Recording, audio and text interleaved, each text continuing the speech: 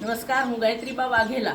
આજે તમે જુઓ છો કે રાજકોટ મહાનગરપાલિકાની માલિકીનું જે કન્વર્જન્સી જે ઓફિસ છે એ કેટલી જર્જરિત હાલતમાં છે. પ્રી મોન્સૂનની કામગીરીની વાતો કરનાર આ રાજકોટ મહાનગરપાલિકાનું તંત્ર જો ગરીબ અને મધ્યમ વર્ગના લોકોના જો મકાન જે છે એને તરત પાડી નાખે છે, પણ ખાટલે મોટી ખોટ છે કે અહીંયા જે મહાનગરપાલિકાના જ જે કર્મચારીઓ જે છે એ અહીંયા એની પણ અહીંયા સલામતી નથી.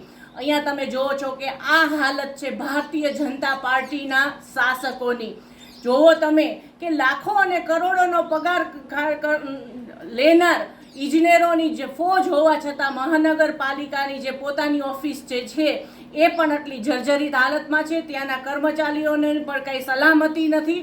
પ્રી મોન્સૂનની કામગીરીની વાતો કરનાર આ શાસકોએ જો પોતાની ઓફિસમાં જો પ્રી મોન્સૂનની કામગીરી નથી કરી તો આખા રાજકોટમાં પ્રી મોન્સૂનની કામગીરી કરવાનો વાદો કરે છે. તો એ તમે ત્યાં જોઈ શકો છો કે એ કેટલા અંશે સાચું હશે. કહેવાય ને કે ખાડમાં ડૂચા અને દરવાજા ખુલ્લા. આ છે ભારતીય જનતા પાર્ટીના શાસકોનો ભ્રષ્ટાચાર અને આ છે ગુજરાતનું મોડલ.